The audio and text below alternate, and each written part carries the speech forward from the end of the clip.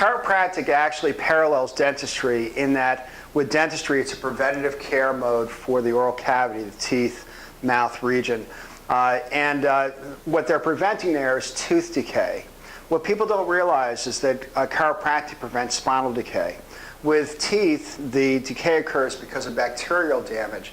With the spine, the decay occurs as a result of trauma. There's two types of trauma that occur within the body. There's the falls and injuries that everybody's familiar with, which send us to the emergency room or not. But then there's also the slow, gradual postural damage that occurs, slouched posture, one-sided activities, either sports or work activities, which actually cause problems over the time in the way of spinal deformity. So chiropractic addresses the areas of the spine which have become damaged by trauma in a way where there's rigidity that is built up within the spinal structure, as well as distortion away from the midline of the body. Any area of asymmetry and spinal rigidity causes a decrease in the blood supply to the vital nerve tissue that flows out from the spinal structure to the rest of the body. You have 31 pairs of spinal nerves which exit out from the base of the skull all the way down through the tailbone. If those nerves are not working well because they're not getting their blood supply where they get enough oxygen and food to work, whatever they're connected to will not work as well. So what happens is the spinal nerves become increasingly weak, and as a result, tissue atrophy occurs over time. The research shows that this atrophy is silent over many years and is the result of the peripheral neuropathy, the actual neuropathic changes within the nerve tissue that occurs over time, which then causes the organs, muscles, tissues in the way of ligaments and other tendons and disc structures to literally not receive the proper trophic input, the proper life-giving stimulus from the nerves, which then causes those structures to deteriorate gradually over time. Once the person actually reaches the point where their body can no longer cope with the level of deterioration, either due to a quick onset accident such as a motor vehicle accident where there's sudden tissue changes, or where there's been enough slow, progressive, gradual change which causes the tissues to go to a state of failure, that's when symptoms first emerge.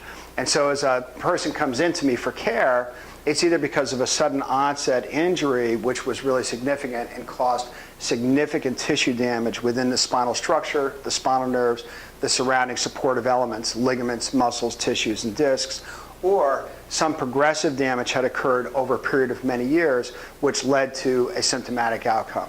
So the first thing that we need to do is to educate the person that just like tooth decay will first form a small cavity, which then eats into the tooth until finally you get the symptoms of a tooth abscess, and that when you treat that abscess, you don't just give the Novocaine shot, and when the pain goes away, the person jumps off the table before the tooth is repaired and says, "Thank you, doc, when my symptoms come back, I'll be back."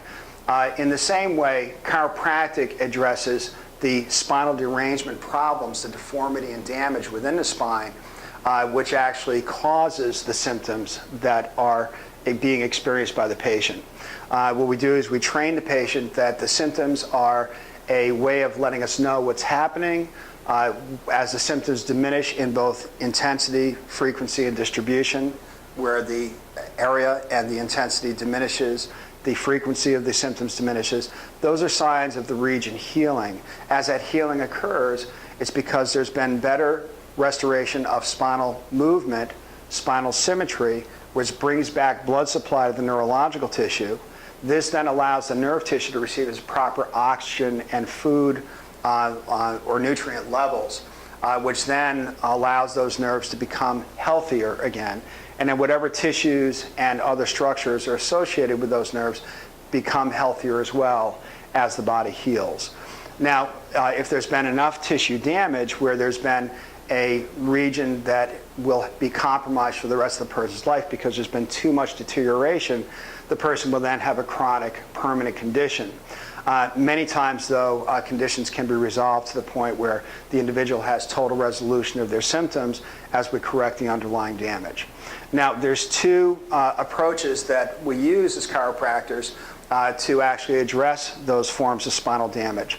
The research shows that a combination of what's called passive manipulation, where you're passively adjusting the spine through gentle means, where you're releasing tension on the nervous system by bringing back fluid movement within the spine as we adjust the spine and recreate motion, combined with active care awarenesses, disciplines, and exercises that we give to you to correct postural damage, to allow you to understand how to activate your body correctly so that your body is actually much more insulated from injury as a result. The body actually is made to be activated correctly as an evolutionary necessity. Our hunter-gatherer forebears had to chop wood, carry water, make the hunt, do whatever they needed to do to survive. But in that survival mode, they had to use their bodies to be able to do all those things. And they also knew that it was important to activate their body correctly and keep it healthy for their survival chances to be increased. In our modern soft culture, most people can slouch and slump and gain weight and actually be aerobically unhealthy, unfit, muscularly untoned, and still survive and live a healthy, or live a full life, I should say.